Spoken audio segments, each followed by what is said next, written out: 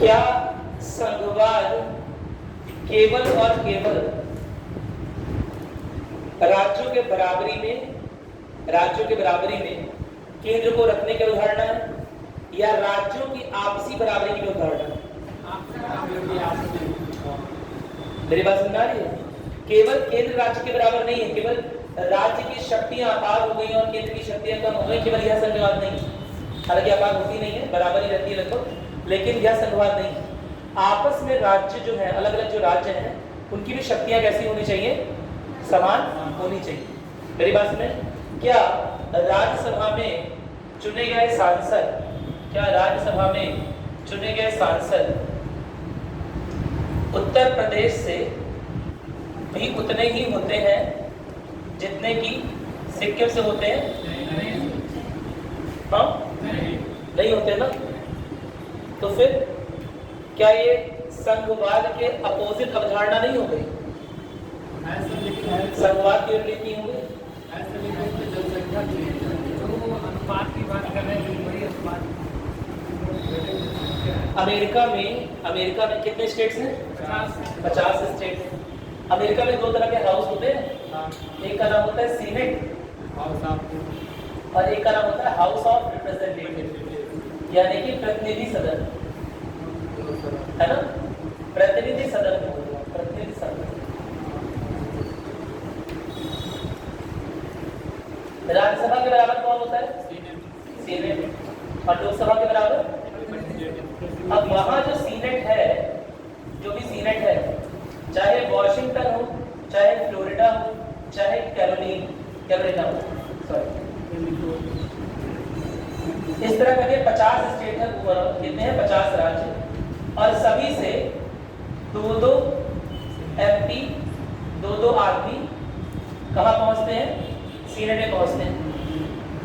मेरी बात सुनें, यह होती है राज्य स्तर पर समानता। एक राज्य की पॉपुलेशन ज्यादा है, एक की कम है, क्या इसकी वजह से क्या किसी राज्य की पॉपुलेशन कम है, उसने जनसंख्या निरोधक कानून फॉलो किया, अनुसरण किया है, तो यह क्या उसकी कमी है? अगर वो अपनी जनसंख्या पे कंट्रोल कर रहा है, दूसरा वाला अपना जनसंख्या बढ़ाया जा रहा है, ये उसकी कमी है? हाँ? तो उसकी सलाह उसे देंगे? इसमें सलाह दे रहे हैं। इसमें तो सिक्किम की जनसंख्या कम है, उसका प्रेजेंटेशन कम है, यूपी की जनसंख्या ज्यादा है, उसका प्रेजेंटेशन ज्यादा है। मेरी बात सुनें, तो समानुपातिक जो प्रतिनिधित्व है राज्यसभा में, ये कहीं ना कहीं संघवाद के ढांचों को हल्का सा कमजोर कर रहा होता है। मेरी बात सुनें, समानता तब होती संघवाद में, यानी कि अलग अलग राज्यों के बीच में समानता। अच्छा, वैसे भी आपने वो चीज समझा दी क्लास में भी, समानता और समता का अंतर समझाओ नहीं समझाओ? समानता और समता क्या होता है? अंतर होता है कुछ की नहीं होता है? कौन बताएगा? और समानता का अधिकार नहीं समझो किसी को। अरे अंतर बताओ, एक जैसा नहीं। सर, समानता में कोई चीज समय बांट दिया जाए, समानता लाने की प्रक्रिया समता है। समानता ला, अरे बहुत अच्छा बताया, शाबाश। समानता लाने की प्रक्रिया, वेरी गुड। इससे अच्छे शब्द तो मिल ही नहीं सकते। मैंने आपको एक चीज बताई थी, समानता सबका पढ़ाया था, है ना? तब ये चीज समझाई। समानता लाने की प्रक्रिया है असल में समता। क्या मतलब हुआ इसमें? सुन लो मेरी बात। समानता में हम सबको समान देख रहे होते हैं। मेरी बात सुनें, बाकी सब चीजों से अलग हम सबको समान देख रहे हैं। तो कोई लड़की नहीं है मेरी टोपी पहनती है, क्या नाम उसका? सोना नहीं है। एक बार आप खड़े रहे, आप भी उसी कल पार्टी की यहाँ खड़े रहे, और दूसरे कोई लौह पुरुष आप खड़े रहे। मेरे पास 10 रोटियां हैं, अब इन दोनों को देख के बताइए, आप एक बार देख लीजिए दोनों को, अब देख के बताइए क्या मैं इन्हें 5-5 बांटूं? नहीं। मेरे पास 10 रोटियां हैं, देख लीजिए दोनों की रिक्वायरमेंट आपको सेम लग रही है, दोनों की जरूरत है? कितना मजाक उड़ाएंगे भाई? सही बात है, सब आदमी यही सोचेगा, कोई गलत बात थोड़ा ना है। सोच रहे हैं कि इन्हें 9 देते, इन्हें एक में काम से बना रहा है, तीन ही भारी पड़ जाएगा। मेरी बात समझ नहीं है, इन्हें 2 या 3 दिन से पूछ ले लेंगे और ज्यादातर हिस्सा जो है 80% 90% किन्हें दे देंगे, इन्हें दे देंगे। क्यों क्यों? क्योंकि इनकी जरूरतें ज्यादा है, इनकी जरूरतें कम है। बैठ जाइए, क्या मेरी बात सुन रहे हैं? तो सब मैं अपनी ओर से समान डिस्ट्रीब्यूशन नहीं कर रहा हूँ, क्योंकि अगर मैं समान डिस्ट्रीब्यूशन कर दूंगा तो यह एक तरह का अन्याय हो जाएगा। किसी की जरूरत ज्यादा है, किसी की जरूरत कम है, किसी की जरूरत ज्यादा है, किसी की जरूरत कम है ना, क्या मेरी बात क्लियर है? तो उसी तरह से भारतीय लोकतंत्र में है ना, कहीं पॉपुलेशन ज्यादा है, जहां पॉपुलेशन ज्यादा, जहां जनसंख्या ज्यादा है वहां के लोगों की समस्याएं भी ज्यादा है, ज्यादा कॉम्प्लिकेटेड समस्याओं को जूझ रहे हैं, ज्यादा परेशानी, ज्यादा बेरोजगारी, समझ लो ना, पर्यावरण संबंधी ज्यादा दिक्कतें, सेटलमेंट संबंधी ज्यादा दिक्कतें, हाउसिंग की ज्यादा दिक्कत, रोड की ज्यादा दिक्कतें। तो ऐसे जगह पर ज्यादा सांसद को भेजा जाना भी सही जरूरी, क्या मेरी बात क्लियर है? और जहां पर छोटा राज्य है वहां पर लोग कम है, पर्यावरण संबंधी मुद्दे कम होंगे, मेरी बात नहीं, सेटलमेंट संबंधी मुद्दे, हाउसिंग संबंधी, निवास संबंधी मुद्दे कम होंगे, क्या मेरी बात क्लियर है? तो बहुत सारी चीजें इन लोगों को कम फेस करनी पड़ रही है, इन लोगों को ज्यादा फेस करनी पड़ रही है। जो ज्यादा परेशानियां होंगी इन लोग के साथ, तो ज्यादा परेशानियां इनके साथ हैं, इसीलिए उन परेशानियों को ले जाने तक सरकार तक ज्यादा प्रतिनिधि किसके होने चाहिए? उत्तर प्रदेश के और सिक्किम के कम। इस लॉजिक के अनुसार हमने क्या किया है, राज्यसभा में समानुपातिक प्रतिनिधित्व किया हुआ है। लेकिन फिर भी क्या आपको लग नहीं रहा है, अगर स्टेट को एक यूनिट की तरह देखा जाए, अगर एक इकाई उत्तर प्रदेश है और एक इकाई सिक्किम है ना, और लेट अस सपोज, एक बार सपोज करते हैं दोनों एरिया में बराबर ही, एक बार सपोज कर लेते हैं कि दोनों एरिया में लगभग बराबर है ना, उत्तर प्रदेश राजस्थान की बात कर लेते हैं, दोनों लगभग एरिया में बराबर ही हो, उत्तर प्रदेश और महाराष्ट्र या उत्तर प्रदेश और राजस्थान, बहुत अंतर नहीं हुआ, थोड़ा बहुत अंतर हुआ, क्या मेरी बात क्लियर है? फिर भी यहाँ से ज्यादा प्रतिनिधि गए हैं और यहाँ से उतने प्रतिनिधि नहीं गए हैं, यानी कि कहीं ना कहीं इस ढांचे में स्टेट जो है वो पार्शियलिटी समझते हैं ना, पक्षपात, भेदभाव महसूस कर सकते हैं, क्या मेरी बात समझ आ गई? कोई दिक्कत तो नहीं है ना? तो यह एक परेशानी है समानुपातिक प्रतिनिधित्व की, है ना। कई सारे, जब हम राज्यसभा के भी फीचर्स देखेंगे, जितना देख पाएंगे उतना देखेंगे, मेरी बात सुनें, उनमें से एक चीज ये आएगी कि उसमें एक नॉन फेडरल फीचर भी है। नॉन फेडरल यानी कि संघवाद की अवहेलना करने वाला फीचर है, क्योंकि संघवाद केवल केंद्रों के बराबर में राज्यों को नहीं खड़ा करता है ना, संघवाद राज्यों को बराबरी का भी दर्जा देता है, जो कि असल में इसमें समानुपातिक प्रतिनिधित्व में संभव नहीं है या कम संभव एक तरह से, क्योंकि समानुपातिक प्रतिनिधित्व जो है वो पॉपुलेशन के अकॉर्डिंग है। हालांकि इसका काउंटर आर्ग्यूमेंट किया जा सकता है कि आखिर राज्य जो कार्य कर रहा है वो लोगों के लिए ही कर रहा है, जहां ज्यादा जनसंख्या होगी वहां के ज्यादा मुद्दे होंगे, जहां के ज्यादा मुद्दे होने चाहिए वहीं के ज्यादा प्रतिनिधि होने चाहिए राज्यसभा में। मेरी बात सुनाई कि नहीं? अरे बोलिए।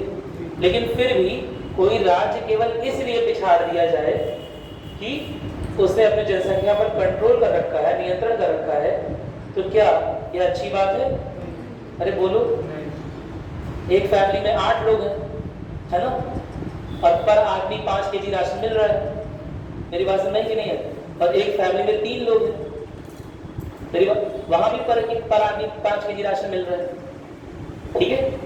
तो ये गवर्नमेंट की ओर से इक्वलिटी हो गई, समानता हो गई, लेकिन समता फलीभूत नहीं होता। क्या मेरी बात क्लियर? अरे बोलो, मेरी बात सुने। जो अच्छा कर रहा है, जो अच्छा कर रहा है उसके साथ अच्छा होना चाहिए ना, जो जनसंख्या को नियंत्रण कर रहा है उसका रिप्रेजेंटेशन केवल इस आधार पर कम हो जाए, उसका प्रतिनिधित्व केवल इस आधार पर कम हो जाए कि आपकी जनसंख्या ज्यादा है इसलिए आपको प्रतिनिधित्व ज्यादा मिलेगा, आपकी जनसंख्या कम है इसलिए आपको प्रतिनिधित्व कम मिलेगा। तो यह तो एक तरह का पक्षपात पूर्ण बिहेवियर हो गया, वो भी इसलिए कि हम समझदार राज्य हैं। मेरी बात सुने, यह वेलफेयर स्टेट, कल्याणकारी राज्य के, जो कल्याणकारी राज्य की धारणा उसके विरुद्ध। मेरी बात सुनना नहीं? अरे बोलो, सुनना आ गया? और कुछ पूछना है? ये अच्छा टॉपिक अभी उठाएंगे भी। और कुछ पूछना तो बताओ, क्या स्टार्ट करें, कहाँ ये तो डीप में जा सकते हैं या तो रैप अप कर सकते हैं। रैप अप कर लें, डीप में जाएंगे, 3 मिनट टाइम है, वापस नहीं आ पाएंगे एग्जाम में, तो डीप में जाएंगे। एक क्वेश्चन है सर जैसे इसमें सर दिया हुआ कि मतलब राष्ट्रपति शासन अगर लग रहा है तो स्थानीय निकाय जैसे ग्राम पंचायत या नगर पंचायत इनका भी मतलब विघटन हो जाता है। देखो क्या लिखा हुआ?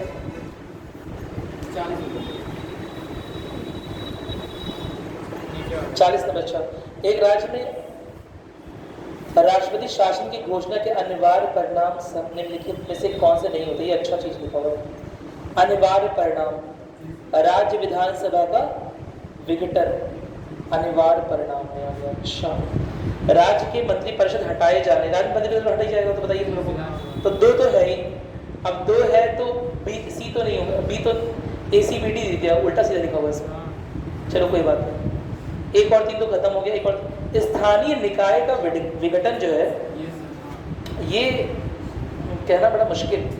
राज्य विधान अनिवार्य परिणाम राज्यसभा का, राज्य विधानसभा का विघटन कैसे हो सकता है? अनिवार्य परिणाम। अब जो इसमें ऑप्शन दिए हुए हैं उसके अनुसार तो 1 और 2 होना चाहिए, मेरी बात सुनाई, लेकिन होना 1 नहीं चाहिए क्योंकि अनिवार्य परिणाम लिखा हुआ है, जबकि निलंबन अनिवार्य होता है। अगर उस निलंबन के दौरान दूसरी सरकार नहीं बनती है तो फिर राष्ट्रपति शासन लागू होगा, लागू चल रहा है और वो राज्यसभा विधानसभा विघटन हो जाएगी। मेरी बात सुन रही? विधानसभाएं या विधायिका बनाने का सबसे बड़ा मेन ऑब्जेक्टिव क्या होता है? मुख्य गोल क्या होता है? मेन गोल, उद्देश्य क्या होता है विधायिका बनाने का? सरकार चलाने, विधि बनाना और सरकार चलाना। क्या भी बात क्लियर है? अगर विधानसभाएं या विधायिकाएं नहीं बनेगी तो क्या चुनाव करवाने को मतलब रह जाएगा, सरकार ही नहीं बनेगी। तो ऐसे में जब प्रेसिडेंट रूल लाए तो पुराने वाले मंत्रिपरिषद तो खत्म हो गया, पुराना वाला मंत्रिपरिषद खत्म हो गया, तो राज्यों के पास एक मौका और बचता है। राज्यपाल क्या कर सकते हैं? राज्यपालों को यह आदेश दिया गया है कि राज्यपाल कोशिश करेंगे कि विपक्ष दल के पास जाएं और उनसे सरकार बनाने की अपील करें। मेरी बात सुनिए, अगर वो भी सरकार नहीं बना पा रहे या कोई अन्य दल भी अपना बहुमत प्रूफ नहीं कर पा रहा है, ऐसे समय में क्या होगा? यानी कि सरकार तो बनेगी नहीं, विधायिका है वहां पर, विधानसभाएं हैं वहां पर, लेकिन सरकार तो बन नहीं सकती। तो ऐसे में विधायिका का या राज्य विधानसभा का विघटन हो जाएगा। मेरी बात सुन रहे हैं? और कुछ हमने जैसे बताया समानता समता, जैसे जो रिजर्वेशन है उसे हम समता के अंदर रख सकते हैं। रिजर्वेशन को समता के अंदर रखते हैं। वही रिजर्वेशन समता का ही आइडिया है ना? आरक्षण जो है वो समता का ही आइडिया है। और क्या बोल सकते हैं इसमें कि ऑफ कोर्स जो वंचित वर्ग के लोग हैं उन्हें सरकार के रूप से या सरकार की ओर से कुछ ऐसी सुविधाएं प्रोवाइड करवाई जाए जिससे उनका भी प्रतिनिधित्व विभिन्न संस्थाओं में, विभिन्न वैधानिक जगहों पर, विभिन्न संवैधानिक जगहों पर बढ़े या बृहद हो। मेरी बात सुनाई? क्योंकि हम केवल समझदार लोगों को लेकर आगे नहीं बढ़ सकते। हमारा देश जो है जब वो आजाद हुआ तो उसके पहले जो लोग सरकार चला रहे थे वो इलिटरेट नहीं थे, वो भी समझदार थे। उन्होंने भी बड़ी बड़ी सरकार ब्रिटेन में चलाई हुई थी, ब्रिटिश गवर्नमेंट की बात कर रहा हूँ, मेरी बात में, और बहुत जगह चलाई हुई। हमने उनसे किस आधार पर आजादी की मांग की है? लोकतंत्र की। हमने उनसे अपने प्रतिनिधित्व के आधार पर आजादी की मांग की, लोकतंत्र के आधार पर आजादी की मांग की कि हमारी सरकार में हमारा प्रतिनिधित्व होना चाहिए। क्या मेरी बात में कोई दिक्कत तो नहीं है ना? तो इस वजह से देखा जाए हमारी मांग ही यही है। भाई हमसे समझदार लोग हम मानते हैं कि ब्रिटेन के लोगों को हमसे ज्यादा लोकतंत्र का आइडिया, लोकतांत्रिक आइडिया उन्हें चल रहा, हमसे ज्यादा देश उन्होंने संभाले हैं और बहुत लंबे लोकतांत्रिक प्रक्रियाओं से वो गुजरे हैं अपने देश में, तो उन्हें ज्यादा आइडिया था, तो फिर उन्हें चलाने दें। हाँ नहीं ना भाई, क्या कहते हैं आजकल छोटे बच्चे, माई लाइफ माई रूल्स, है ना? वही है, माई कंट्री तो माई कॉस्ट है ना, हमारा देश है तो संविधान भी हमारा होना चाहिए। मेरी बात सुन रही कि नहीं है? यही तो बोलते हैं। कोई हमसे समझदार भले ही क्यों ना हो, तो हमसे पढ़े लिखा क्यों ना हो, है ना, कोई हमसे बहुत आगे डेवलप्ड हो, तो भी हमारी संप्रभुता का हनन करके, है ना, या हम अपनी संप्रभुता का हनन करवाकर उसे अपने ऊपर राज करने नहीं दे सकते, या लोकतांत्रिक मूल्यों की क्षति। मेरी बात समझ में आती है? कोई दिक्कत तो नहीं है? चलो, इसी अवधारणा को शायद आपने मॉडर्न इंडिया में पढ़ा होगा, कॉलोनियल पैटर्नलिज्म, हिंदी में बोलेंगे औपनिवेशिक पितृवाद। मेरी बात समझ? जहां पर जो कॉलोनियलिस्ट कंट्री हैं, यानी कि जो उपनिवेश जो बना रहे हैं, जो औपनिवेशिक साम्राज्य हैं, बेसिकली वो कहीं ना कहीं अपने आप को हमसे ऊपर समझते हैं, और इसीलिए हमारे रूल्स, हमारे लॉज, हमारे कल्चर में, हमारे सिविलाइजेशन में, हमारे रिलीजन में चेंज करने के लिए बड़े आतुर हैं, क्योंकि वो पहले से मान लिया उन्होंने कि वो ऊपर है और हम नीचे। मेरी बात सुने, इस तरह की टेंडेंसी को बोलते हैं कॉलोनियल पैटर्निज्म, ठीक है, जहाँ वो अपने आप को पिता स्वरूप देखते हैं। पिता क्या काम है? हर चीज में डांटते रहना, है ना? नहीं समझ बात? चलो इससे शादी कर लो, ठीक है, कितने बड़े हो गए। मेरी बात सुनो, तुम भी कुछ अपने व्यूज दे सकते हो, नहीं सही नहीं लग रहा है कुछ मामला यहाँ पर। मेरी बात सुन रहे कि नहीं? हम भी बड़े, हमारी जिंदगी के सवाल, हम भी कुछ अपने डिसीजन लेंगे। अब डिसीजन बहुत बगावत वाले मत लेना, लेकिन बता रहा हूँ एक चीज, ठीक है? तो बहुत सिंपल सी बात है, बहुत सिंपल सी बात है कि जिसका देश है उसे संविधान के तहत, या उसे संविधान बनाई क्या जाती है और उसे प्रतिनिधित्व किया जाता है। क्या मेरी बात क्लियर? अच्छा, और कुछ पूछना है? देख लो एक बार, पूछना जो आज का निकल हुआ है, कैसा क्या चल रहा है? ठीक है, अच्छा नहीं है?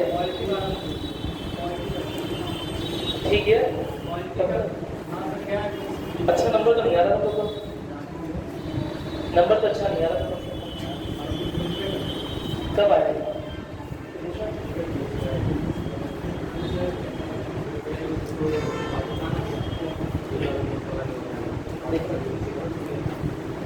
हो सकता है कि याद नहीं है मुझे। पाकिस्तान से आए अवैध प्रवासी हिंदू से बहुत शोर हो रहा था, लेकिन सर टाइम फाउंडेशन किया था, बहुत शोर हो। अधिनियम के द्वारा छठी अनुसूची वाला राज्य लागू नहीं होते। हाँ हो सकता है, ये तो समस्या कुछ नहीं आती है, मुझे देखना पड़ेगा। टाइम का फाउंडेशन किया था, टाइम का फाउंडेशन नहीं सर, मतलब उसमें प्रावधान किया था ना कि इतने हाँ, उससे पहले तो मतलब कोई भी काम किया जाएगा तो थोड़ी ना टाइम की वजह से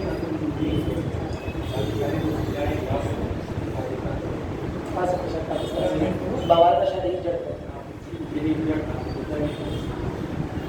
पता नहीं, मैं श्योर नहीं, लेकिन पाकिस्तान का उसमें नाम था, लेकिन मैं श्योर नहीं, देखना पड़ेगा। काफी दिन हो गया ना, 2019-20 का मुद्दा है ना? सिटीजनशिप वाला अमेंडमेंट एक्ट जो है उसमें जो उससे रिलेटेड जो क्वेश्चन है, कोई बात नहीं, लोग अपना टॉपिक स्टार्ट करते हैं, देख लीजिए। अब सही होगा आप लोग किए, मुझे कई चीज़ें याद नहीं रहती है, इसमें क्या बताऊँ आप लोग।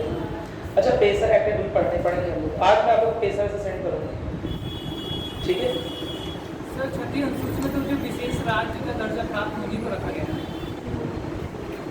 तो लेकिन आपने देखा था कि उस समय जो कुछ लोग जब मतलब कि उन राज्यों में जब प्रवेश कर रहे थे, तो वहाँ पर भी पहले तो वहीं पर तो सीए जो है लागू किया जा रहा था, देखने को मिला असम में।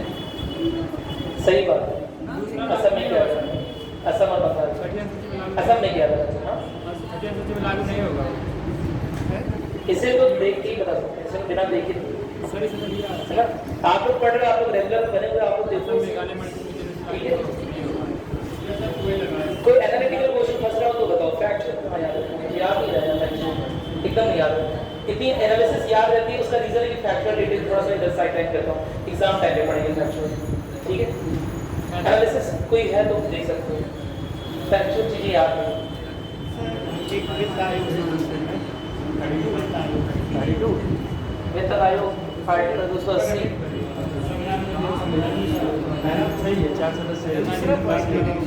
पुनर्नियुक्ति के पात्र होते हैं। शायद एक और दोनों सही, एक और दो दोनों सही होना चाहिए, होते हैं पात्र। मतलब इसके जिसके संदर्भ में कुछ लिखा ना हो उसमें पुनर्नियुक्ति हो सकती है। ठीक है, मैं श्योर नहीं हूँ लेकिन जिसमें जिसके संदर्भ में कुछ लिखा ना हो उसमें पुनर्नियुक्ति होती है।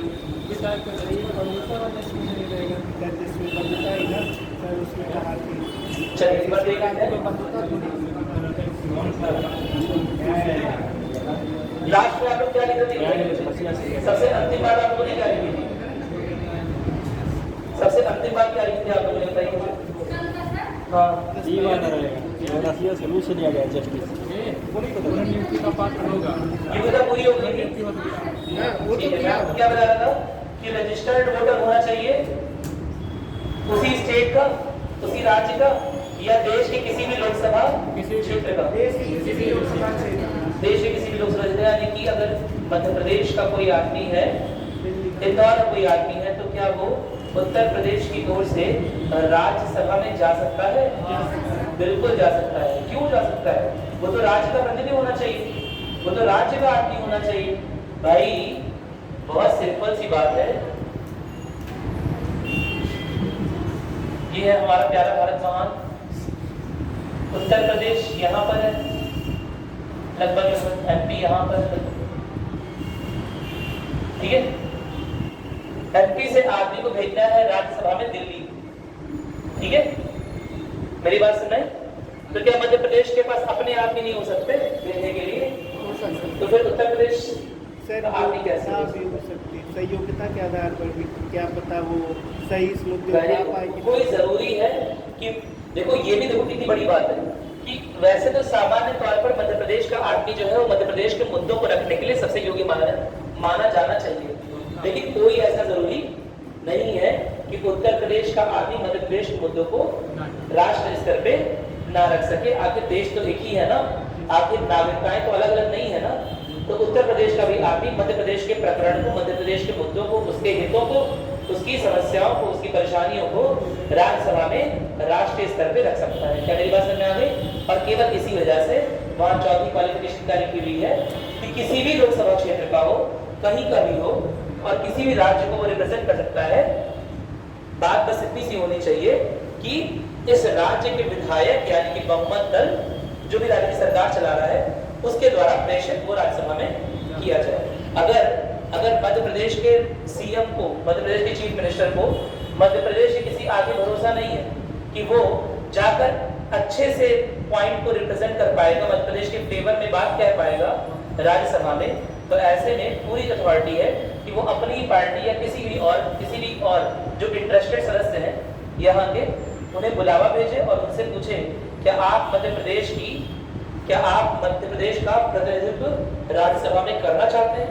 वो कह सकता है हाँ, तो उसे बना के दे सकते हैं। क्या मेरी बात क्लियर है?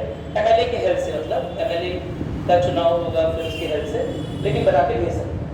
क्या मेरी बात क्लियर है? कोई दिक्कत तो नहीं है इसमें?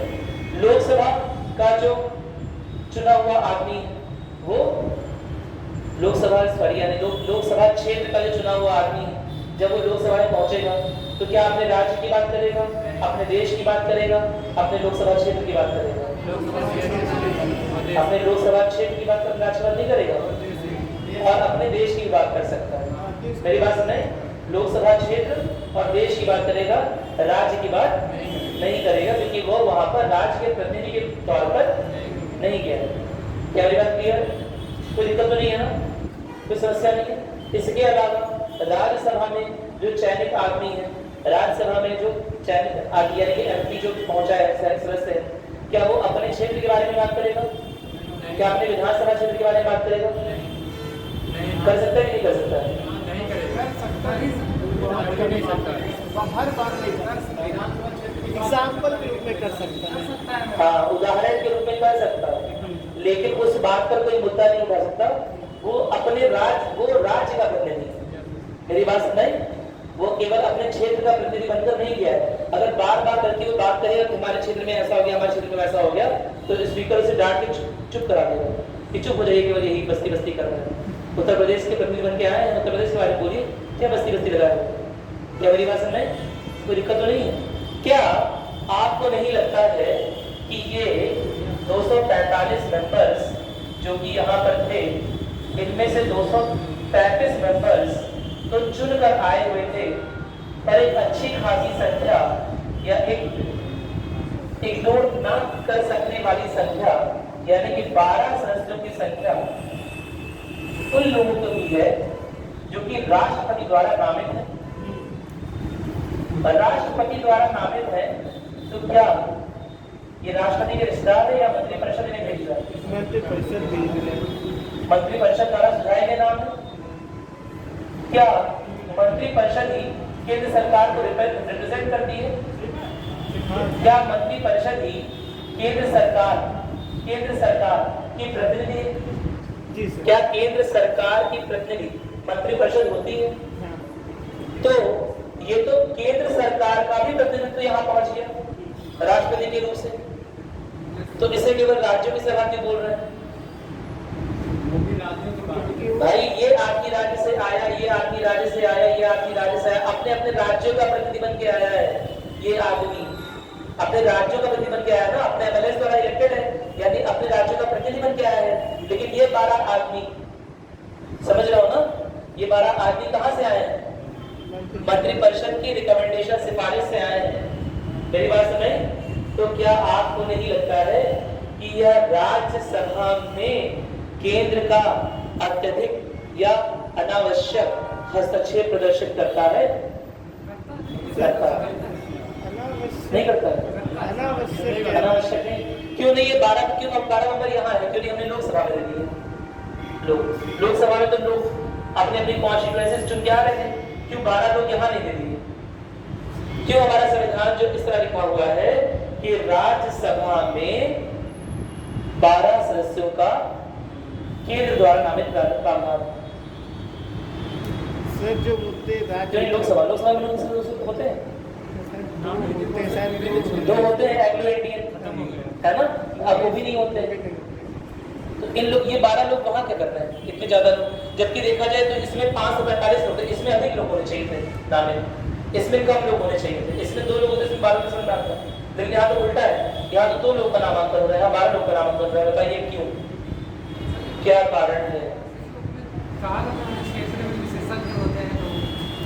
अरे विशेषज्ञ तो अपना विशेषज्ञता वहां पर दिखाए लोकसभा में, कौन रोक रहा है? सचेतन के जाए बैट बॉल दिन लोकसभा में। मान लीजिए सर को खेल में उत्कृष्ट प्रदर्शन कर रहे लेकिन क्षेत्र में ना जीत पाए। बहुत अच्छा, शाबाश। अरे ना जीत पाए तो ना जीत पाए, मनोनीति तो हो रहे हैं, कौन सा जीते हुए लोग आ रहे हैं। इसीलिए उनको मनोनीत किया था। मनोनीत करने का कारण नहीं, जैसे उन्हें मनोनीत किया जा रहा है राज्यसभा के लिए, तो काहे नहीं वैसे उन्हें लोकसभा के लिए मनोनीत कर देगा। लोकसभा, हाँ सही बात है। सर चारों जिस चार क्षेत्र से आ रहे हैं उसका विकास। राज्यसभा को बनाया गया था, राज्यसभा का गठन हुआ था संघवाद के ढांचे को मजबूत कर, राज्यों की सभा, राज्यसभा यानी कि राज्यों की सभा ना, तो राज्यों को राष्ट्रीय स्तर पे एक प्लेटफॉर्म दिया जा रहा है, एक मंच दिया जा रहा है अपने मुद्दों को रखने का। तो क्या है, संघवाद के ढांचे को मजबूत करने के लिए नहीं बनाया गया था? बनाया गया था संघवाद के ढांचे को मजबूत करने के लिए। और संघ में क्या केवल राज्य आते हैं? केंद्र भी आते हैं, केंद्र शासित प्रदेश और केंद्र के प्रतिनिधि आ सकते हैं। क्या मेरी बात सुन रहे? तो केंद्र अपना प्रतिनिधित्व इन 12 नामित सदस्यों के रूप में कर सकता है राज्यसभा में। क्या मेरी बात क्लियर है? 12 सदस्य क्या संघवाद के ढांचे को मजबूत कर रहे हैं या कमजोर कर रहे हैं? मजबूत कर रहे हैं सर, मजबूत कर रहे हैं। पक्का? जी सर, मजबूत कर रहे हैं। लेकिन सर एक तरफ से सरकार सभा में जाएंगे तो एक तरफ से संघवाद यार बहुत डेप्थ टॉपिक है, तो डेप्थ में तो उधर ही है हम तो। सर मजबूत कर रहे हैं। एक तरफ ऐसे सुनो, आज का आप लोगों को पीडीएफ पार्लियामेंट की पीडीएफ जा चुकी है ना, शायद यूनियन लेजिस्लेचर जा चुका है आपके पास, उसके पीवाईक्यूज एक बार चेक कर लो, देखो बताओ क्या नहीं आ रहा है। एक जगह तो हमें डेप्थ में उतरना ही पड़ेगा, थोड़ा सा तुम लोग को अपने आप से भी करना पड़ेगा। मेरी बात सुने, आज कॉन्स्टिट्यूशनल और नॉन कॉन्स्टिट्यूशनल बॉडीज की आपके पास संवैधानिक और जो गैर संवैधानिक निकाय हैं, है ना, उनकी पीडीएफ आपके पास चली जाएगी। मेरी बात सुने, उनके PYQ सॉल्व कर लीजिएगा और जितना लिखा है बस उतना ही लिख लीजिएगा, उतने में आपका काफ़ी कुछ निपट जाएगा। जो क्वेश्चन नहीं आएगा उसमें आपको, ठीक है। अब बताइए, चलिए बताइए। सर दोनों तरीके से तो हो रहा है। संघवाद का ढांचा मजबूत हो रहा है या कमजोर हो रहा है? मजबूत हो रहा है, मजबूत हो रहा है सर दोनों ही हो रहा है जहाँ तक। हाँ, दोनों ही हो रहा है जहाँ तक देखा। हाँ, संघवाद का ढांचा इसलिए मजबूत हो रहा है क्योंकि संघ में केवल राज्यों का प्रतिनिधित्व नहीं होता है, केंद्र का भी होता है। मेरी बात सुने, और इसीलिए हमने उसमें केंद्र शासित प्रदेशों के प्रतिनिधियों को भी बुलाया था, याद आ रहा है कुछ? इसीलिए इसमें केंद्र शासित प्रदेशों के प्रतिनिधि बुलाया हुआ है, साथ ही साथ मंत्रिपरिषद द्वारा नामित सदस्यों को भी केंद्र का प्रतिनिधि बनकर सेंटर का एजेंट बनाकर राज्यसभा में बुला दिया गया है। क्या मेरी बात समझ आ गई? कोई दिक्कत तो नहीं है इसमें? समझ आया? ठीक है। बात है राज्यों की सभा क्या केवल राज्यों का प्रतिनिधित्व कर रही है? नहीं, केंद्र शासित प्रदेश का भी कर रही है और कहीं ना कहीं केंद्र सरकार का भी कर रही है। क्या मेरी बात क्लियर है? क्या लोकसभा राज्यों का भी प्रतिनिधित्व कर रही है? क्या लोकसभा में जो MPs हैं, जो सांसद हैं, क्या वो राज्यों का प्रतिनिधित्व कर रहे हैं? नहीं कर रहे। केवल लोकसभा से। मेरी बात सुनाई, लोकसभा में सांसद अपने राज्यों का प्रतिनिधित्व नहीं कर रहे, लेकिन एक बात है, लोकसभा के भी सांसद किस आधार पर गए हैं? समानुपातिक प्रतिनिधित्व प्रणाली। कोई दिक्कत तो नहीं है ना? वहां पर भी लोकसभा में भी जहां जिस स्टेट का पॉपुलेशन ज्यादा था उसके MP को ज्यादा रखा गया है और जिस स्टेट का पॉपुलेशन कम था उसके MPओ की संख्या, उसके सांसदों की संख्या कम है। क्या मेरी बात क्लियर है? लेकिन राज्यों का प्रतिनिधित्व नहीं कर रहा है। मेरी बात में राज्य के जो पॉपुलेशन है, यानी कि राज्य की जो जनता है, राज्य की जो जनसंख्या है, उसका प्रतिनिधित्व आप बोल सकते हैं। हमारे देश में ऐसा क्यों है और अमेरिका में इसका ऐसा क्यों नहीं है? इसके बारे में बात करें ना, हमारे देश में ऐसा क्यों है? क्या कारण है? क्योंकि हमारे देश में समझा गया कि राज्य मतलब कौन? राज्य मतलब लोग। राज्य केवल यह सीमा रेखाएं नहीं है ना, जो कि उत्तर प्रदेश और बिहार और मध्य प्रदेश को अलग करती है। मेरी बात सुनाई, राज्य केवल वो सीमा रेखा नहीं है। राज्य मतलब कौन है? लोग। राज्य वहां में रहने वाले लोग हैं और अगर वो लोग ज्यादा है तो उनके प्रतिनिधि ज्यादा होने चाहिए। यह कॉन्सेप्ट लेकर हमारे यहाँ यह बनाया है। क्या मेरी बात क्लियर है? इस चीज को लेकर UPSC में बहुत प्रकार के मेन से क्वेश्चन आते हैं, बदल के। क्या मेरी बात क्लियर है? क्या मेरी बात समझ पाए? एक बार बोलेगा कि प्रूफ करिए या अपने इसके विपक्ष में अपने मत दीजिए, है ना, कि हमारे यहाँ जो राज्यसभा है वो संघवाद के ढांचे से प्रेरित है। तो आप ये जो नॉन फेडरल, ये जो चीजें मैंने बताई, जो फेडरल सिस्टम यानी कि संघवाद के ढांचे के विरुद्ध है, वो भी लिख लीजिएगा। क्या मेरी बात सुने? वो लिख कर आएंगे क्योंकि इस तरह के क्वेश्चन आते हैं। केवल फेडरलिज्म नहीं, केवल संघवाद नहीं प्रमोट करे राज्यसभा। कुछ ऐसे भी फीचर हैं जो कि नॉन फेडरल है, यानी कि संघवाद की विरुद्ध है। कोई दिक्कत तो नहीं है ना? मेरी बात समझ आ गई? कोई समस्या है? चलिए, क्या नोट करें? समझ नहीं आ रहा है, इतना सारा है नोट करने के लिए। लिखिएगा फेडरल स्ट्रक्चर ऑफ RS यानी कि राज्यसभा का संघीय ढांचा। राज्यसभा का संघीय ढांचा लिखिएगा। राज्यसभा को संघीय स्तर पर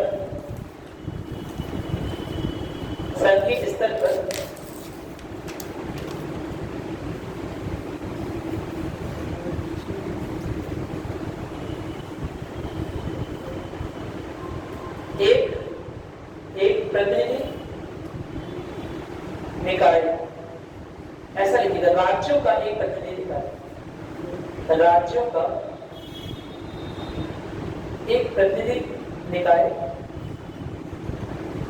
राज्यों का एक प्रतिनिधि निकाय बनाकर स्थापित किया गया है। संख्या के रूप में स्थापित किया गया।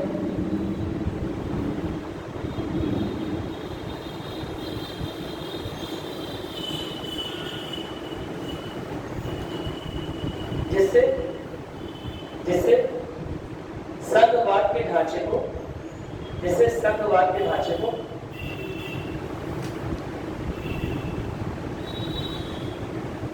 बल मिलता है।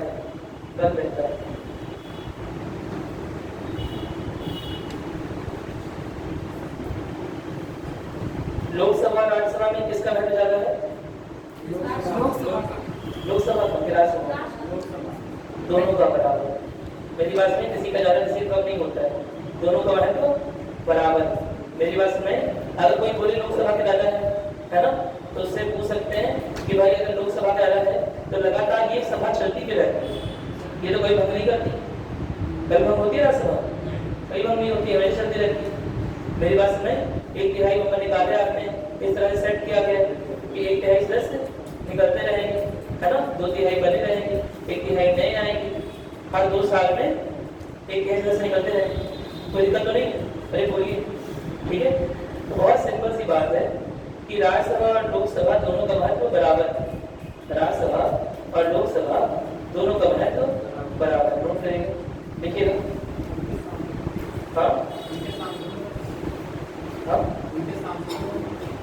उनके सांसदों के मतों का मूल्य बराबर है कि अलग अलग है? बराबर।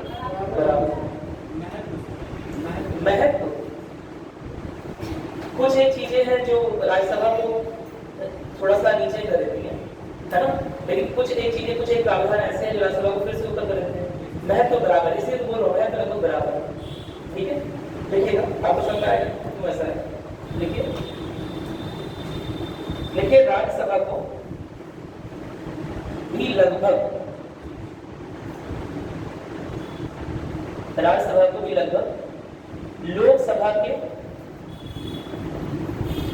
लोकसभा के बराबर ही महत्व दिया गया है।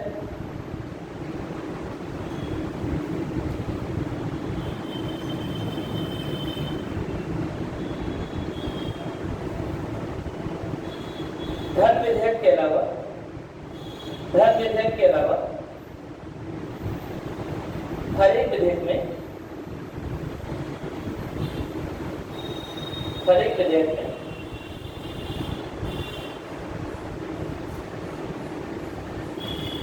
लोकसभा और राज्यसभा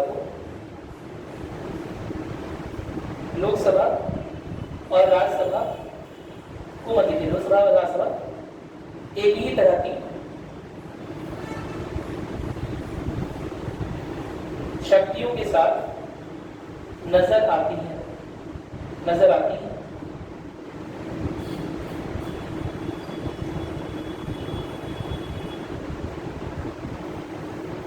आगे साथ ही साथ आपातकाल के प्रावधानों में भी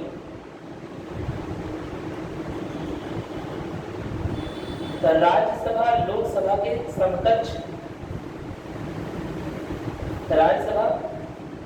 लोकसभा के समकक्ष शक्तिशाली प्रतीत होती है।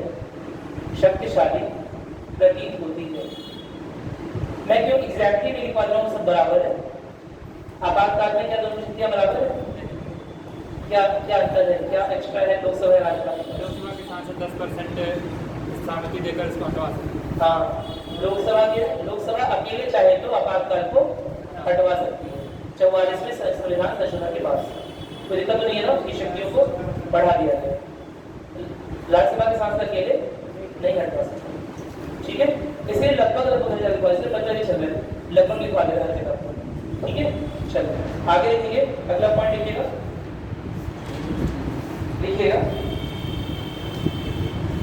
देखिए राष्ट्रपति के महाभियोग में लोकसभा में स्टार्ट होता है महाभियोग, राज्यसभा में दोनों एक साथ, किसी ने भी, ये बोलो तो किसी ने भी, ठीक है, दोनों में नहीं, किसी ने भी, ठीक है। हाँ देखिएगा राष्ट्रपति के महाभियोग से संबंधित प्रावधानों में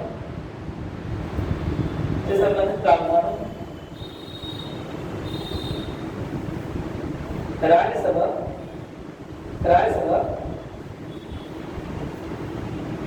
और लोकसभा का बराबर महत्व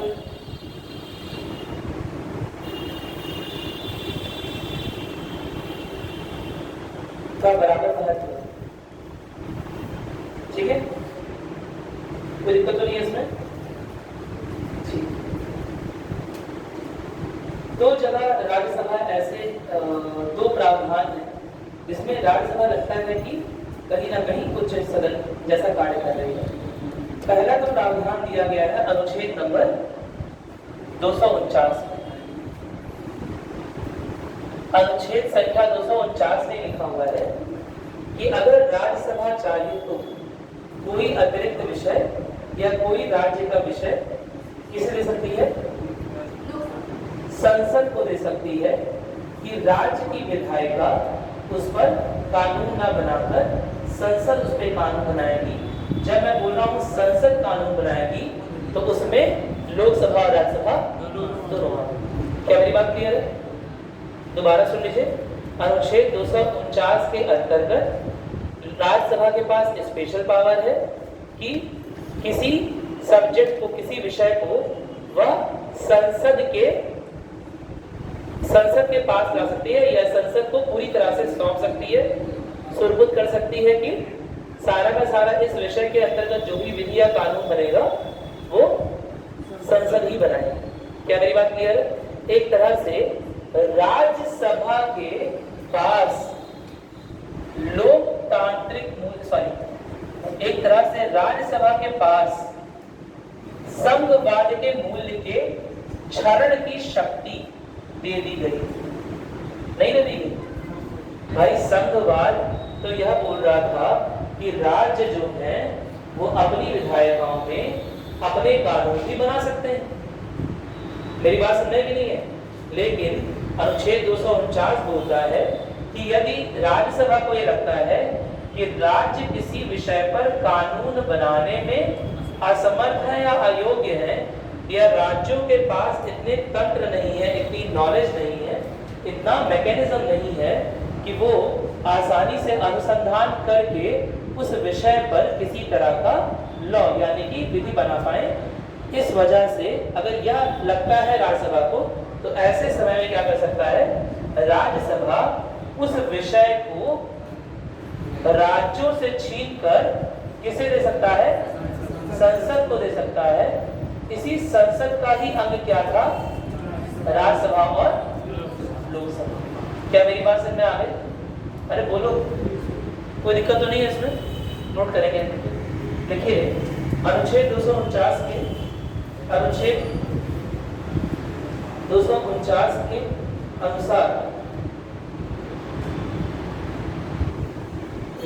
राज्य की विधायी शक्तियों को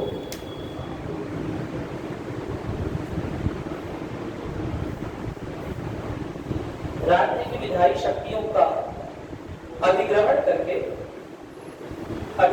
करके उसे संसद को सौंपने का अधिकार। मैं दोबारा बोल रहा हूं, इसे राष्ट्रपति शासन ना समझ लीजिएगा, मेरी बात नहीं। ये किसी एक विषय के बारे में, किसी दो विषय के बारे में, सारे के सारे विषयों के बारे में नहीं है कि राष्ट्रपति शासन लग गया। मेरी बात समझना नहीं है।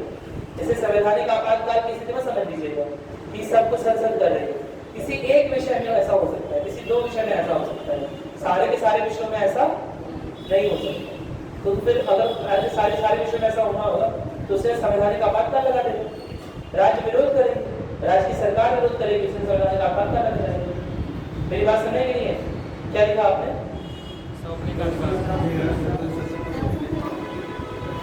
संसद को सौंप सकती है, यही लिखा है। क्या लिखा है देख लेते हैं एक बार। अनुच्छेद 249 के अनुसार राज्य की विधायी शक्तियों का अधिग्रहण करके उसे संसद को सौंपने का अधिकार राज्यसभा के पास है। राज्यसभा के पास है, राज्यसभा के पास है, ठीक है।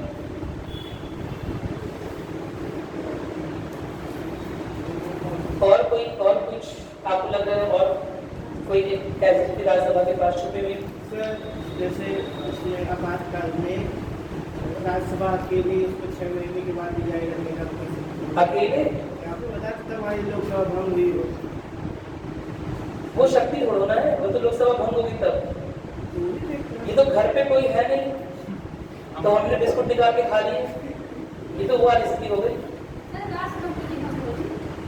राज्यसभा भंग इसलिए नहीं होती है क्योंकि इसे एक स्थायी सदन के रूप में इसलिए रखा गया है ताकि छोटे मोटे राज्यों के विषय लगातार चर्चा की जा सके। मेरी बात सुने, लगातार चर्चा की जा सके। डिबेट के लिए विधायिका बुलाई गई है ना, कानून तो बना नहीं पाएगी, कानून तो लोकसभा राज्यसभा दोनों मिलकर बनाना है, लेकिन लगातार राज्यों के अगर विषय कुछ आ रहे हैं तो उन पर चर्चा हो सके। मेरी बात सुने, कोई दिक्कत तो नहीं है ना? चलिए और बताइए, और कोई दिक्कत? ठीक है, कुछ पूछा जाए क्या कहते हैं? आपने कुछ बोला नहीं? हाँ, आपातकाल वो ऐसा नहीं है ना? अगर लोकसभा नहीं है, बाई चांस विशिष्ट परिस्थितियां आ गई हैं, नया इलेक्शन नया चुनाव भी नहीं हो सकता है, ऐसी विशिष्ट परिस्थितियों में लोकसभा की अनुपस्थिति में हो सकता है कि राज्यसभा के द्वारा पास किया गया कानून चल रहा है। मेरी बात समझ की नहीं है? मेरी बात समझ? लेकिन इसका मतलब ये नहीं कि वह शक्ति जो है वो राज्यसभा का विशेष अधिकार है या अधिकार है, वो उसे ओकेजनली गलती से मिल जाता है। कोई चीज जा रहे सड़क पे 500 का नोट कर गया, मेरी बात सुने कि नहीं, गलती से मिलने वाली चीज लूट होल कह सकते हैं। लूप होल कह सकते हैं कभी संविधान। ठीक है, चलिए और बताइए, और सोचिए, और कुछ है इस तरह का? क्या राज्यों में कोई ऐसा अधिकारी होता है जो केंद्र का एजेंट बन के काम करे? राज्यपाल के अलावा और कोई एजेंट नहीं होता है? एजेंट विनोद बताओ सोच के। अरे ऑप्शन क्या है? अगर आपका UPSC prelims mains interview result आता है और आप यूपीएससी क्लियर कर लेते हैं, है ना? मैं यूपीपीसीएस की बात नहीं कर रहा, मैं यूपीएससी की बात कर रहा हूँ, ठीक है? केंद्र स्तर के अधिकारी बन गए, तो क्या केंद्र में पोस्टिंग होगी, राज्य में पोस्टिंग होगी? अखिल भारतीय सेवा राज्य में भी केंद्र में कहा, कोई केंद्र बनाया थोड़ा जाएगा, किसी राज्य में होगा। राज्य सेवा का सृजन करना सर। तुम समझ रहे हो? एक कैडर तुम भारत चुनोगे, में किसी राज्य एक राज्य में चुनोगे, रहेगा। कैडर चुनोगे, है ना? और वो कैडर असल में किसे दिखा रहा होगा? राज्य को दिखा रहा होगा। उस राज्य के जो सीनियर मोस्ट आईएएस ऑफिसर होंगे, है ना, वो अपनी सैलरी किससे पा रहे हैं? केंद्र से या राज्य से? केंद्र से पा रहे हैं। किससे पा रहे हैं? केंद्र से पा रहे हैं। क्या मेरी बात क्लियर है? और वो जो यहाँ पर उपस्थित आईएएस ऑफिसर है, अपनी नियुक्ति भी किससे पाए हैं? केंद्र से पाए। भाई केंद्र ने रिजल्ट निकाला है ना? अरे बोलो, जितने भी IAS, IPS, IFOS, Indian forest service, मेरी बात में जितने भी इस तरह के अधिकारी हैं, है ना, जितने भी इस तरह के अधिकारी हैं, उनकी नियुक्तियां किससे हो रही है? केंद्र से हो रही है। क्या मेरी बात सुनाई? क्या केंद्र के द्वारा नियुक्त यह अधिकारी जो कि पैसा किससे ले रहे हैं? केंद्र से ले रहे हैं, क्या केंद्र के एजेंट के रूप में किसी राज्य में कार्य नहीं कर सकते? कर सकते। मेरी बात सुनाई? एकदम कर सकते हैं। मेरी बात सुना रही है? भाई ये राज्यों में तो कार्य कर रहे हैं, राज्य में पीसीएस अधिकारी है, लेकिन उसकी उतनी अच्छी ट्रेनिंग नहीं होती जितनी आईएएस अधिकारी की हो रही होती है। ना उतना अनुसंधान किया जा रहा है, ना क्या कह सकते हैं, ना इतने संसाधन है ना? उसके लिए बहुत सारे संसाधन जो उपलब्ध होते हैं आईएएस अधिकारियों को, वो उतने पीसीएस अधिकारियों को उपलब्ध नहीं हो पाएंगे। तो कहीं ना कहीं एक हायर अथॉरिटी है जिसे केंद्र अपॉइंट कर रहा है राज्य में, राज्य की कानून व्यवस्था, राज्य में शांति व्यवस्था कायम करने में, राज्य सब कुछ काम कर सके, एडमिनिस्ट्रेशन, प्रशासन अच्छे से संभाल सके, उसके लिए जो टॉप मोस्ट अधिकारी है वो तो केंद्र द्वारा नियुक्त है। मेरी बात सुने, यह भी तो संघीय ढांचे को बढ़ा रहा है, एक ऐसा अधिकारी जो कि राज्य और केंद्र के बीच में काम कर रहा है ना? केंद्रों की ओर से नियुक्त है लेकिन राज्य के हित में काम कर रहा है। क्या यह संघीय ढांचे को नहीं बढ़ाता है? बढ़ाता है। पहली बात तो ये होगी, ये भी संघीय ढांचे को बढ़ाता है, लेकिन समय पड़ने पर वो जिससे सैलरी पा रहा है उसके पक्ष की भी बातें कर सकता है। मेरी बात नहीं, कोई रिपोर्ट आई जिसे राज्य सरकार दबाने की कोशिश कर रही है, जैसे राज्य सरकार दबाने की कोशिश कर रही है, केंद्र की नजरों से बचाने की कोशिश कर रही है, वो IAS अधिकारी फोन मिला देगा व्हाट्सएप कॉल मोदी जी को रात में 1 बजे। मेरी बात नहीं, व्हाट्सएप कॉल में रिकॉर्डिंग नहीं होती है ना, मिला देगा। क्या बोलेगा कि मोदी जी यहाँ पर बड़ा बवाल होने वाला है, समझा? ये राज्य के लोग सक्षम नहीं है राज्य चलाने के लिए, ठीक है, कुछ करिए। अरे बोलो, ऐसा कर सकता है, उसके बाद अधिकार है। मोदी जी को नहीं बुलाएगा, लेकिन मंत्रिपरिषद में तक पहुंच होती है, गृह मंत्रालय तक पहुंच होती है, बेसिकली गृह मंत्रालय तक पहुंच होती है, गृह मंत्रालय में कॉल मिला सकता है। क्या ये बात क्लियर है? तो इस तरह से कॉल कर सकता है, राज्यों की सूचना को दे सकता है, लेकिन क्या केंद्र अतिरेकता नहीं कर सकता है राज्य के साथ? इन अधिकारियों के बलबूते पर कर सकता है। इसीलिए अगर अन्य कोई all India service, Akhil Bharatiya सेवाएं अगर बनाई जाएंगी तो आर्टिकल 312 अनुच्छेद 312 में लिखा हुआ है कि ऐसा होने के लिए राज्यसभा की सहमति या राज्यसभा का अप्रूवल जरूरी है। राज्यसभा के अप्रूवल नहीं, राज्यसभा की सिफारिश पर ही ऐसा हो। राज्यसभा है कि राज्यों की सभा, ये वही राज्यों की सभा है जिनके अंतर्गत इस केंद्र के अधिकारी को काम करना है। मेरी बात समझ? तो जब राज्यों को केंद्र पर विश्वास होगा कि वह अपने अधिकारियों का कोई अनुचित उपयोग हमारे राज्य में नहीं कर सकते, तभी राज्य उस अधिकारी को अपने राज्य में अपॉइंट होने देगा। मेरी बात समझ? नहीं बात समझ पा रहा है मैं क्या बोल रहा हूँ भाई? किसी भी अधिकारी को केंद्र ने डिसाइड किया कि आवश्यक एक और सर्विस रहेगी, इंडियन जुडिशियल सर्विस या और कोई मान लेते हैं, कुछ और कोई भी सर्विस मान लेते हैं, है ना? और एक और अधिकारी के राज्य के सिर पे बैठा दिया। ऐसे अधिकारी पे अधिकारी राज्य के सिर पे बैठा जा रहा है और बोल रहे हैं अधिकारियों से कि जो भी यहाँ दिक्कतें होंगी वो आप हमें व्हाट्सएप करो, तो अभी हम इस राज्य से कुछ सबक सिखाते हैं, अभी यहाँ पर आपके राज्य लागू कर दें, इनके अपने ठिकाने आ जाए। क्या मेरी बात क्लियर है? केंद्र इन अधिकारियों का दुरुपयोग कर सकता है।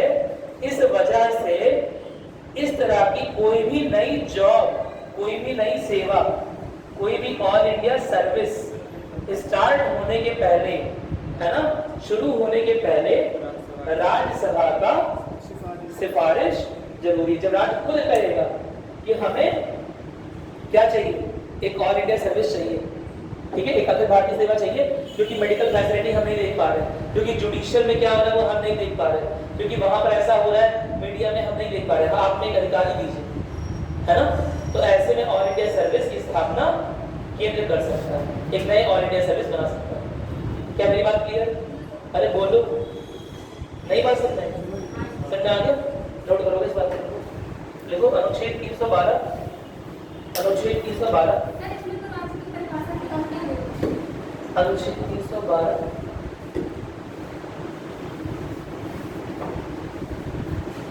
अनुच्छेद 312 के अंतर्गत यह लिखा गया है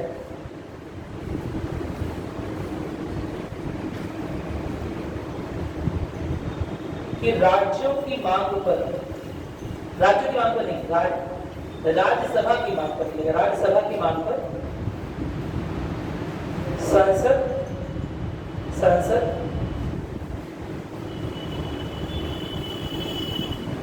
संसद किसी नए या कोई नई अखिल भारतीय सेवा की शुरुआत कर सकती है।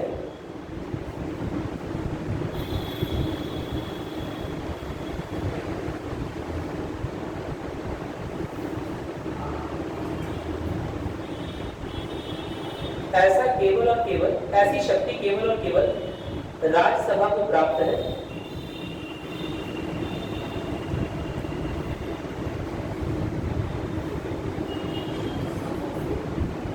ऐसी शक्ति केवल और केवल राज्यसभा को प्राप्त है जो कि राज्यों के प्रशासन में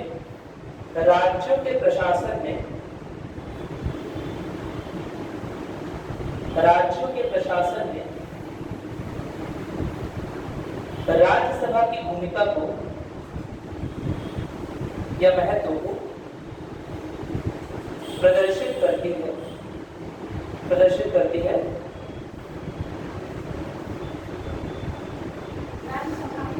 राज्यसभा की भूमिका को प्रदर्शित करती है।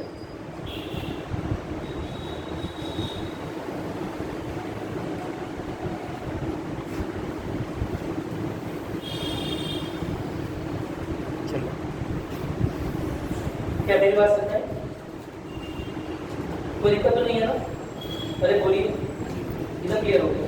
ठीक है, बस एक चीज है, 3 पॉइंट हमने लिख लिया तो काफी है। अब अगर मैं लिखना है तो non federal features of Bharat लिख सकते हैं, बस एक ही दो फीचर लिखूंगा, लिख लीजिएगा। राज्यसभा के नॉन फेडरल को क्या बोलना चाहिए, संघवाद क्या बोलना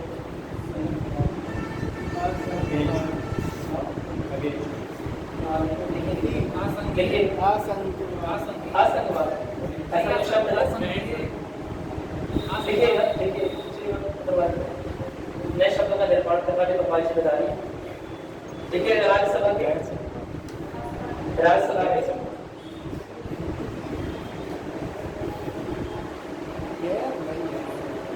गैर समझ है, गैर संघवादी अवधारणा, राज्यसभा की गैर संघवादी अवधारणा। ठीक है,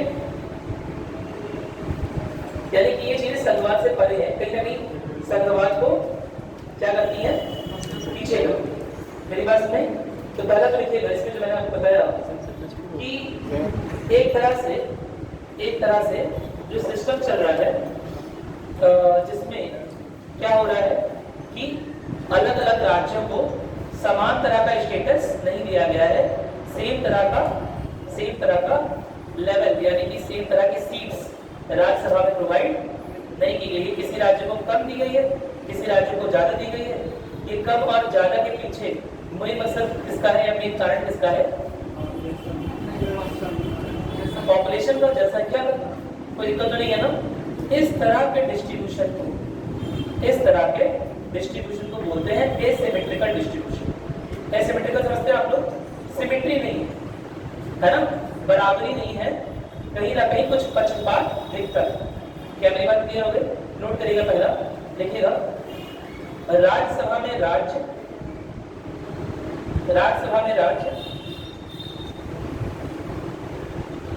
या ऐसे राज्यसभा में राज्यों को समानता के सिद्धांत पर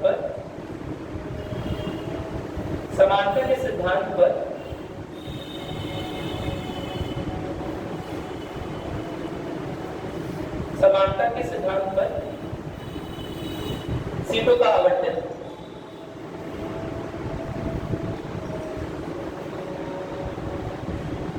आवंटन नहीं किया गया है, या सीट नहीं दी गई है, ऐसा लिख लीजिएगा अगर आवंटन की जरूरत है। सीट नहीं दी गई है,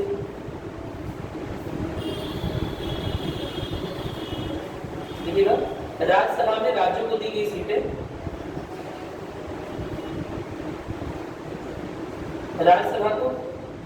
राज्यसभा में राज्यों को दी गई सीटें उनके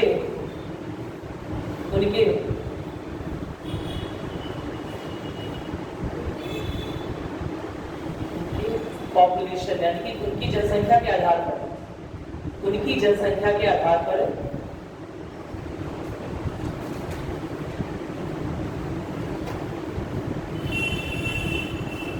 ठीक है, इस अवधारणा को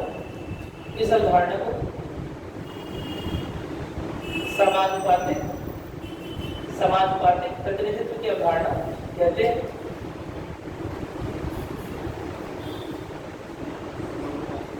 समानुपातिक प्रतिनिधित्व की अवधारणा कहते हैं। और इसकी वजह से क्या सीट बराबर दी गई है उत्तर प्रदेश और महाराष्ट्र को? नहीं दी गई है ना। हो सकता है दोनों का एरिया, दोनों की इंपॉर्टेंस, दोनों की इकोनॉमिक वैल्यू, दोनों की देश में वैल्यू हो सकता है अलग अलग। मेरी बात सुनिए, हो सकता है दोनों का इतिहास अलग अलग हो। मेरी बात सुन रहे हैं? लेकिन कुछ सबसे मतलब ही नहीं है, केवल और केवल किससे मतलब है? जनसंख्या से मतलब है। यहाँ पर जनसंख्या के अकॉर्डिंग ज्यादा मेंबर पहुंच जाएंगे और यहाँ पर जनसंख्या के अकॉर्डिंग कम लोग पहुंचेंगे। कहाँ पर? राज्यसभा। कोई दिक्कत तो नहीं है ना? क्या मेरी बात क्लियर है? तो एक तरह से राज्यों को अनइक्वल ट्रीटमेंट मिल रहा है, यानी कि बराबरी नहीं मिल रही। मेरी बात सुनाई, लिखिएगा इस बात को, लिखिए। इसकी वजह से राज्यों को असमानता या भेदभाव का सामना करना पड़ सकता है।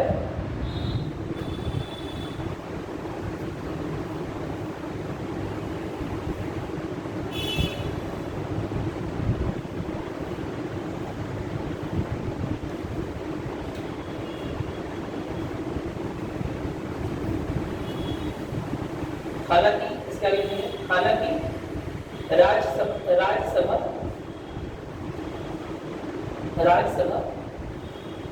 संघवाद के ढांचे को मजबूत करती है, फिर भी ढांचे को मजबूत करती है, फिर भी ऐसे संघवाद को विषम संघवाद कहा जाना चाहिए। अंडरलाइन कीजिए, विषम संघवाद। विषम संघवाद क्यों बोलो, समझ में आ रहा है ना? विषम संघवाद,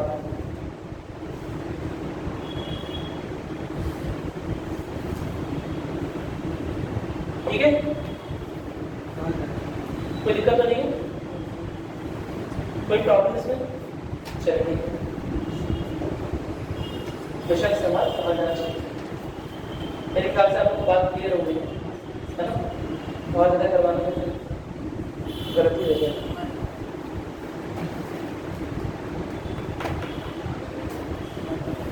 यह संघवाद की जो मूल अवधारणा है या संघवाद की जो कह सकते हैं मूल आत्मा है, उसके उद्देश्य को पराजित करेगी। क्योंकि संघवाद की जो मूल अवधारणा है या जो मूल आत्मा है, उसके अनुसार राज्यों का प्रतिनिधित्व बराबर रहना। राज्य को वहां पर एंटिटी मानते हैं, एंटिटी समझते हैं ना, एक इकाई मान रहे हैं, एक यूनिट मान रहे हैं, एक राजनीतिक इकाई राज्यों को ही मान लिया गया, जिसकी वजह से राज्यों का बराबर प्रतिनिधित्व होना चाहिए था राज्यसभा में, जो कि नहीं हो पाया। क्या मेरी बात क्लियर है? क्योंकि कहने के लिए तो राज्यसभा है,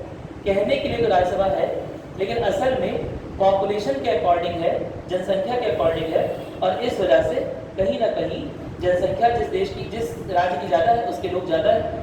मेरी बात सुने, तो राज्य को बराबरी का स्तर जैसा मिलना चाहिए था, वैसा बराबरी का स्तर नहीं मिल पाया है। यानी कि राज्य कहीं ना कहीं पक्षपात को या भेदभाव को महसूस करते हैं। क्या मेरी बात क्लियर है? तो दिक्कत तो नहीं है ना? लिखा है इस बात को, लिखिए। देखिए, इस विषम संघवाद में राज्य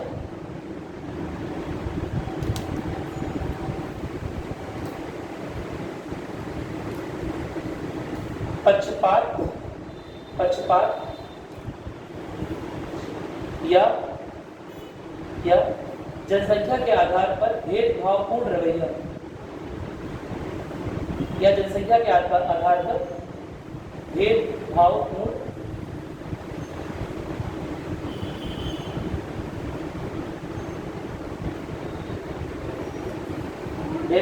रवैये का इल्जाम का आरोप भेदभावपूर्ण रवैये का आरोप लगाते हैं। समझ आ गया? कोई दिक्कत तो नहीं है? अरे भाई, जिसका एक आदमी पहुंचा है वहां पर, समझ रहा हो ना?